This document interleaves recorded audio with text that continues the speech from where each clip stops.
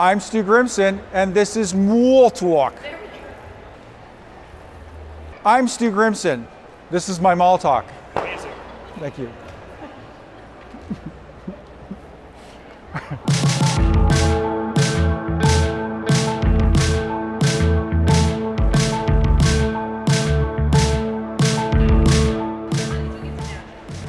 How did I get to Nashville? Born and raised in Western Canada, grew up a Mounties kid, loved hockey from a very early age, and kind of realized that as I got older, I maybe had a little bit of aptitude for this sport. So left home at 17 years of age, went to a little town in the prairies called Regina, Saskatchewan, played junior hockey, major junior hockey there, and that was where I really kind of first got a glimpse of, gosh, I might be able to do this at a pro level.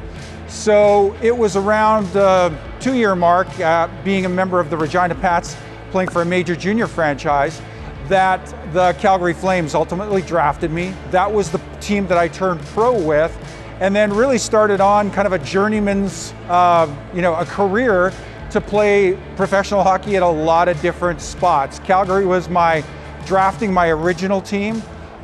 Played for Chicago, for Hartford, for Carolina, for LA, a bunch of other teams, too many to name in just this brief interview. But I eventually landed in Nashville, and my family and I loved it. This was really my last NHL team. I retired due to an injury, went back to school after I retired, became a lawyer. That's probably a function of just too many blows to the head. Seemed like a good idea at the time. Ended up a lawyer, and now I kind of, keep one foot in the hockey world. I'm a broadcaster for NHL Network, and I work as in-house counsel for a local company here called Third Home Limited, and Nashville remains home. Don't see myself being anywhere but Nashville, Tennessee. I love Nashville, and listen, I've lived in a lot of different places. What I think is unique about Nashville is Nashville has a very distinct, identifiable personality. Yes, it's music, but it's also kind of an eclectic culture. And the folks that love Nashville, are really drawn to and remain in this city and remain a vibrant part of this city. But a lot of things draw me here. I love the culture. I love the size of the city. I love the weather, except for July and August, which can be a little sticky. But I love the people of this culture as well. Nashville is I often make this remark, the South, this is true of the South generally, but certainly true of Nashville. People come here and they tend not to leave here. And a lot of other parts of the country, certainly Canada where I'm from, can be a little bit more transient, but folks that are raised in Nashville or folks that come to Nashville tend to make Nashville their forever home. And that's been my sense of Nashville and my family's sense of Nashville. I love it. So do you think Nashville's a hockey town?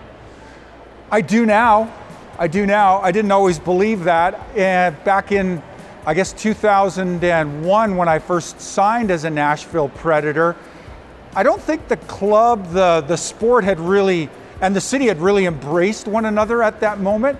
But there came a time when Nashville beat their arch nemesis, their rival, the Detroit Red Wings, in a playoff series. And I think at that moment, Nashville fans really got a sense of, oh, this is what hockey is all about. The playoffs, it really took a win in a round of playoffs for the community to fully embrace that, to understand that. And now it's a hand in glove fit. I often say this to folks that have never seen a game in Nashville or don't know our city well. Nashville is, yes, very much a hockey market, but they do hockey in such a unique way, and you've really got to experience it to appreciate it. But there's no question, Nashville is today, and this is really NHL wide, it has this reputation within the sport. Nashville is a great hockey city. Well, two things, I suppose. My parents, first and foremost.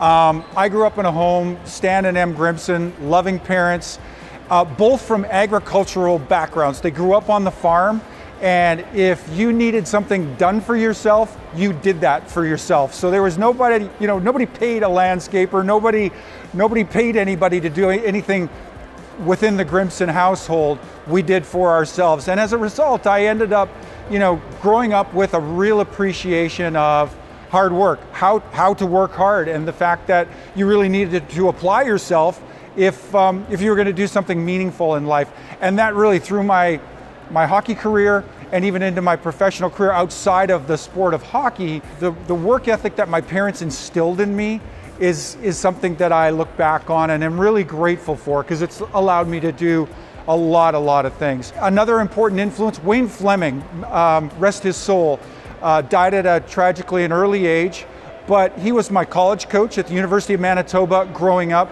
I probably would rank Wayne Fleming as a person that had more influence on me as a hockey player, even as a person.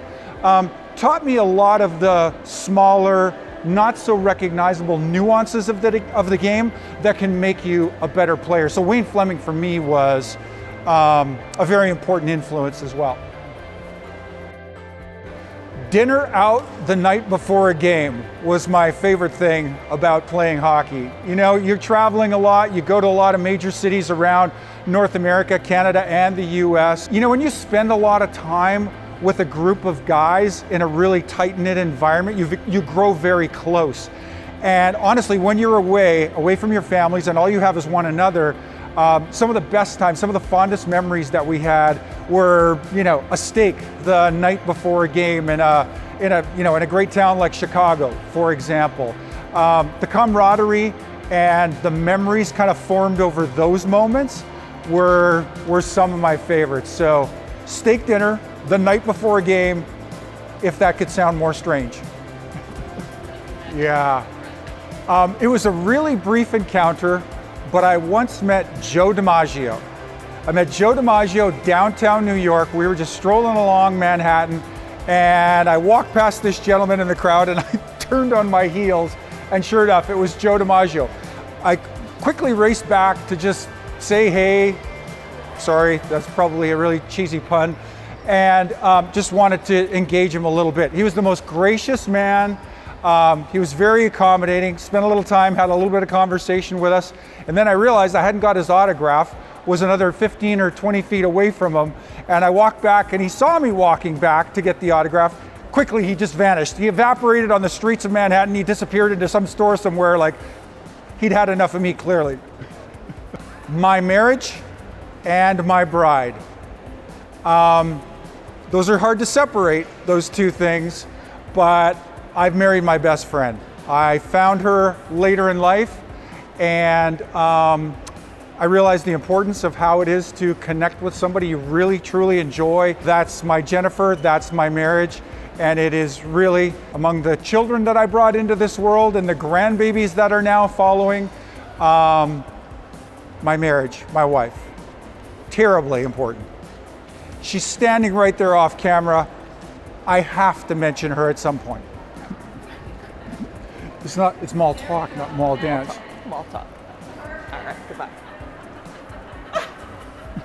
Okay, stop. Oh, that's awesome. Okay, this is good. Okay. Alice, what inspires you today? Like, what? Yeah. I'll tell you what I'm passionate about now. This is really new for my wife and for myself. Grandchildren. I have arrived at a stage in my life where my children are bringing children into the world. First of all, my kids in their adult years have become some of our best friends, and they're now bringing children into this world. And I got to say, I never saw this coming. It's easily one of the most exciting times of my life. And of course, you know, Jennifer and I are at a place in our lives where we're free to kind of do anything we please today, travel like we want to, and pick up and move at really any time. But honestly, spending time with the little people in our lives is easily one of the things we are most passionate about today. You know, it changed me a lot. First of all, you know, it took a lot of convincing for me to ultimately write this book, because for folks that maybe understand the role that I played over the course of my NHL career, I was kind of ham and eggs. I'm a fourth line left winger. I wasn't your, 40 goal scorer that got a lot of notoriety while I played. But at the same time, and this is the realization that I came to, anytime you do something, especially something at a pretty elite level like playing in the NHL, you learn some lessons and you learn some things about yourself in the process. And the reason I wrote this book was to share in kind of a vulnerable way some of the hard lessons that I had learned. Yes, share some of the stories, share some of the triumphs, but also a lot about some of the losses and some of the setbacks. You know, it's the most rewarding thing about having written this book is the feedback that comes back to me from other people, and not folks that play hockey necessarily, but folks will speak to me that they learned the lesson in their separate, different, distinct profession that spoke to them in a hockey context where this book was concerned. So for that reason, I'm really grateful that I wrote it, and it seems to have really resonated with a lot of folks out there. So that's been very rewarding. Nordstrom is probably my favorite store at the Mall of Green Hills. Inside tip or scoop, I'm a shoe guy. I like shoes. Nordstrom has a fabulous shoe department. So whether it's online or in the store in person, even if I don't need a pair of shoes, I will cruise by and see what's hanging out in Nordstrom's. I'm Stu Grimson. Thanks for watching my mall talk.